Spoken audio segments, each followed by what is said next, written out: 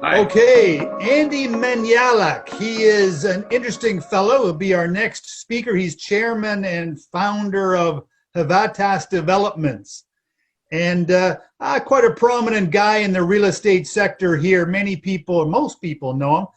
Past chairman of the National Real Estate Association for a number of years. Also heavily involved in the Chamber of Real Estate and Builders Association, CREBA, another prominent outfit. And senior roles, especially in the hard drive and sales side of things, with Eaton Properties, Century Properties, other organizations, and also launcher of or executive publisher of realestatenews.ph. I haven't seen this because I just heard about it recently, and actually very recently, right, Andy? But I want to see this, and because we do need a lot more information about what's going on in the real estate sector. And I'm sure Andy's going to provide a lot of this. So with an interesting story, let's welcome Andy Manalac, Chairman Havatas. Welcome, Andy. Glad to have you. Thank you for having me here, Richard. And I'm really glad to be able to share share some good news in this type of environment that we have right now.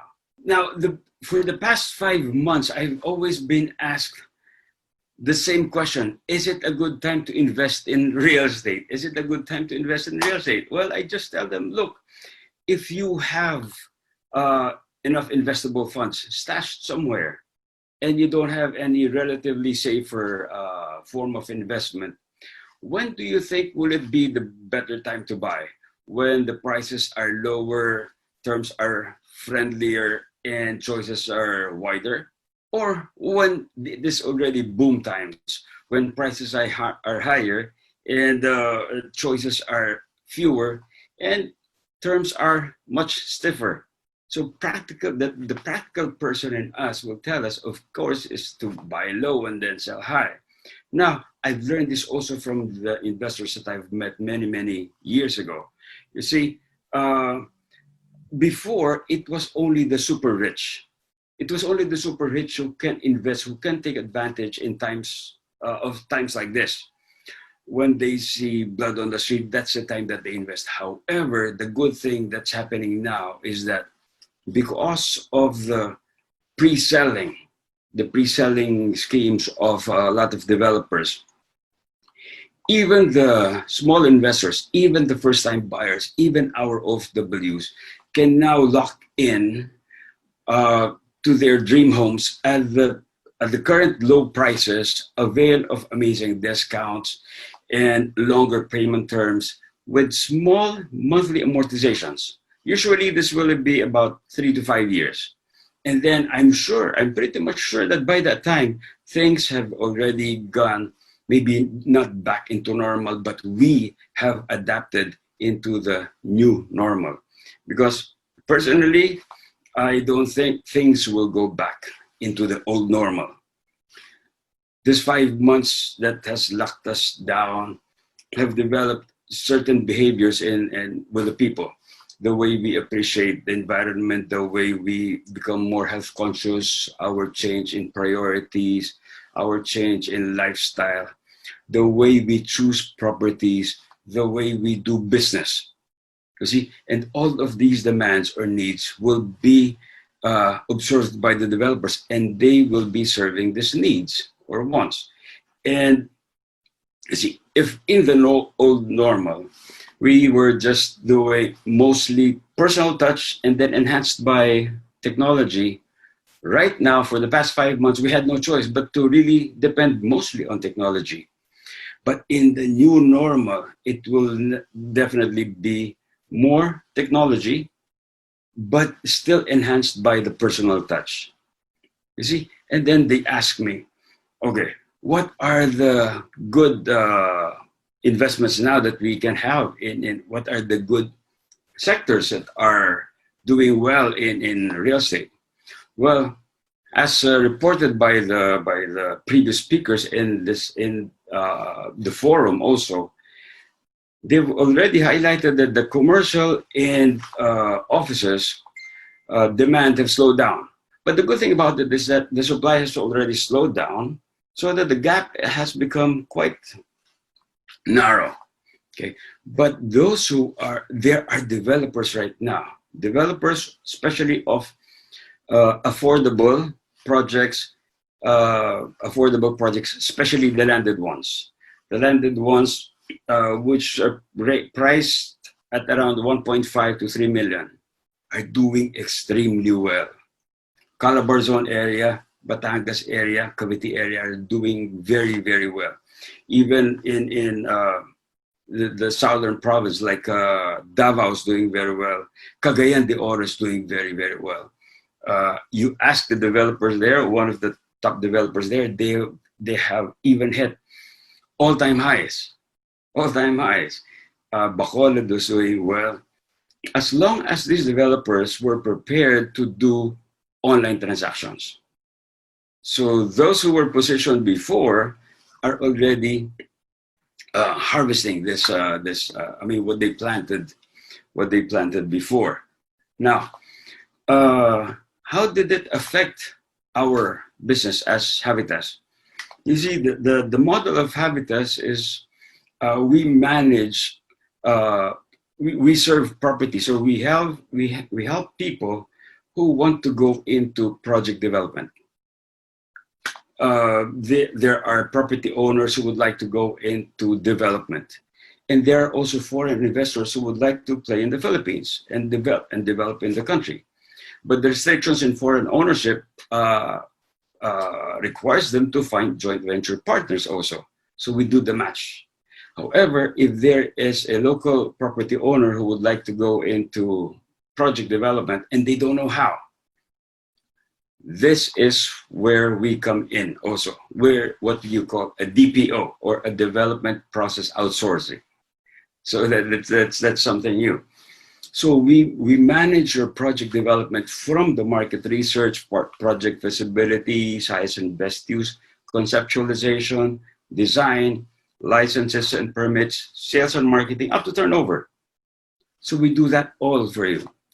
Or they can choose also which part of the services that they would like to avail of.